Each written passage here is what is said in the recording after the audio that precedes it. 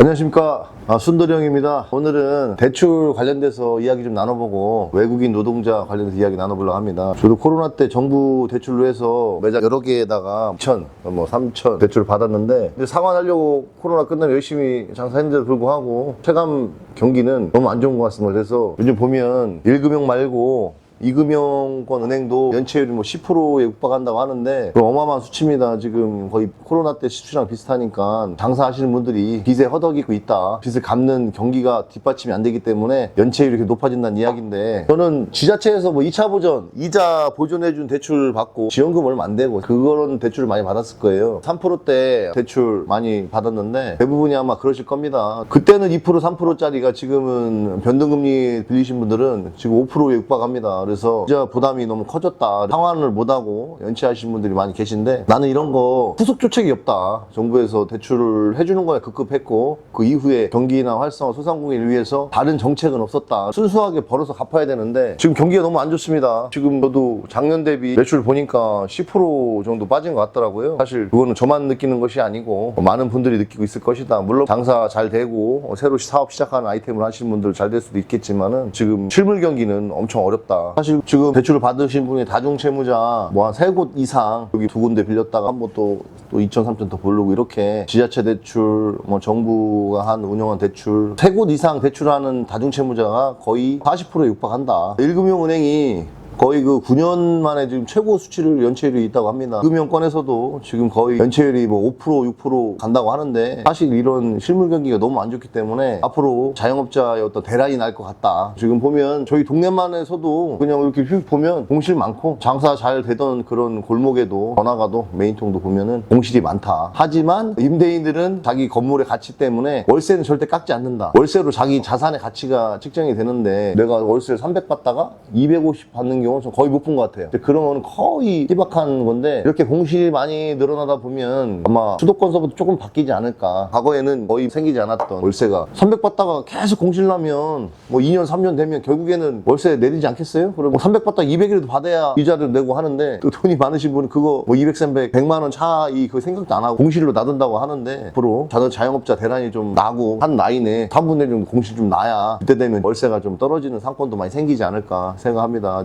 그만큼 힘들다는 이야기예요. 사람은 돈을 안 씁니다. 일반 직장인이 내가 월급을 한 400을 받는다 가정했을 때 아파트 살면서 채무험사는 없을 거예요. 은행 융자를 한 2억을 빌렸다. 근데 3% 이자를 내다가 2%가 올랐습니다. 보통 직장인이 월 400 받는 사람 입장에서 평균적으로 300에서 400 받으니까, 400 받았을 때 내가 아파트 사는데 융자를 3억을 빌렸다. 3%에서 지금 5%가 거의 넘거든요. 담보이자도. 지금 2%면 과래 거의 50만 원을 못 쓰는 거예요. 융자 3억 있는 사람이 이자가 2% 올랐을 때 600만 원이니까요. 달에 50만 원 정도 못 쓰는 겁니다. 50만 원이면 충분히 술 몇 번 먹고 외식 좀 하고 그럴 돈인데, 월급 받고 살아가시는 분들이 그 정도 채무를 부담을 갖는다 생각했을 때 소비심이 위축된다. 체감 경기가 더 나쁘지 않나. 사람들 돈을 안 씁니다. 길거리 보면 평일에 메인통도 가면 하나도 없는 것 같고, 직장인들도 과거에 비해서 조금 유동인구도 없는 것 같고, 전반적으로 외식 경기가 안 좋지 않나 생각합니다. 요즘엔 밀키트가 집에서 시켜 먹어봤는데, 매운탕 밀키트 시킨다 그러면 포항에서 올라옵니다. 밀키트 양념 포항 전통 양념 해가지고 올라오는데, 그냥 집에 가서 끓여 먹어도 맛있거든요. 근데 그런 문화가 자리 잡히면서 코로나가 소비 문화, 밀키트 문화를 만들었고, 또 집에서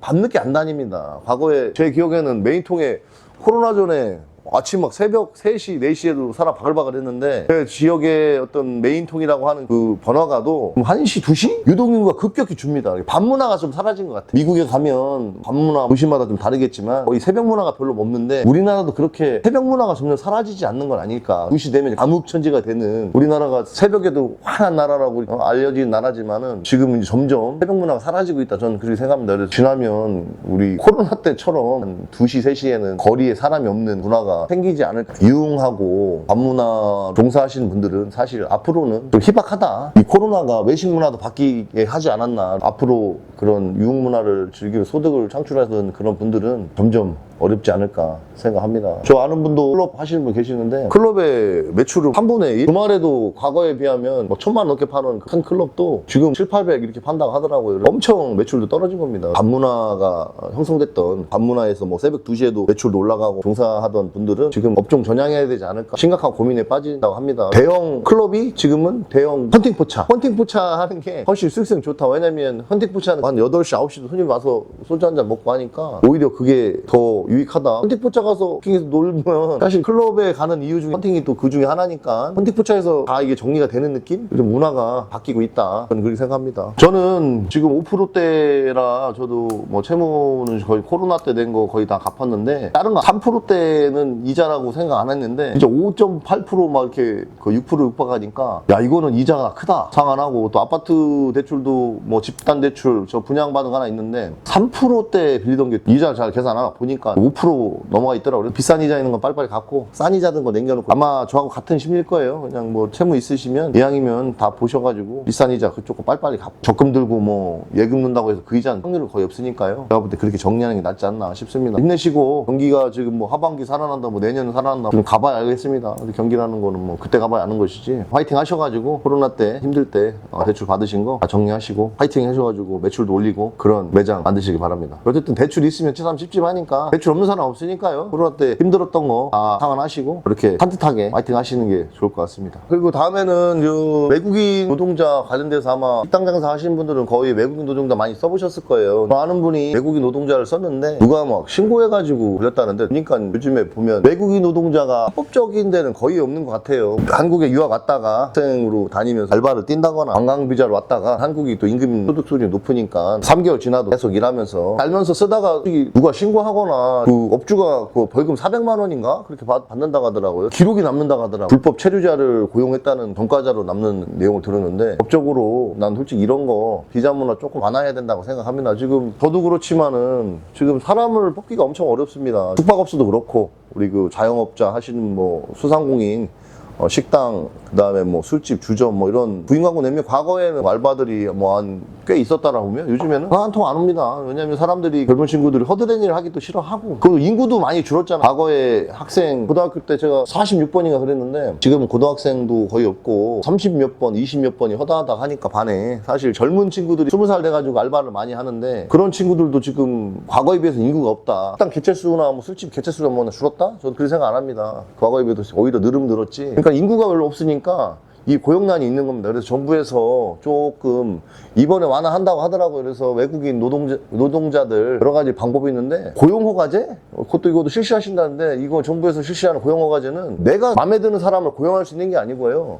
고용허가제를 신청을 해놓으면 아직까지 정확한 디테일한 내용은 모르지만은 어느 나라 사람이 나한테 초이스가 될지 모르고 내가 선별할 수 있는 것 같지 않아요. 이 사람 쓰세요 이렇게는 안 하겠죠. 고용허가제 신청을 하면 몇 분이 이제 와서 면접을 보거나 아니면 뭐 미리 뭐 이력서를 보내든지 뭐 데이터를 주고받는 방식으로 할 것 같은데 기존에 한국에 있는 비자를 그냥 자체적으로 완화해가지고 고용허가제 말고 학생으로 왔다가 조리과 나왔어. 충분히 그 요리에 테크닉이 있을 거 아니에요. 이런 친구들이 일할 수 있게 해야 되는데 이게 뭐 까다롭다. 뭐 60평형대가 넘어야 되고 한국인 같은 식당 안에 5명 이상 근무해야 되고 근무 4대 보험이 5명 이상 근무하면서 1명을 외국인으로 쓸 수 있다. 이런 법도 있는데 이거 다 완화해야 된다. 저는 그렇게 생각합니다. 사실 4대 보험 5명 있는 식당은 나름 또 대형업소라고 저는 보거든요. 요즘에 윤석열 정권에서 우리 대국민 담화 할 때 대통령님께서 완화시킨다. 미성년자 1명 와가지고 영업정지 2달 하고 이거 문제가 많다. 아는 분이 실질적으로 일주일 문 닫은 사람이 있어요. 일주일 비용만 내면 아예 안 닫고도 할 수 있어요.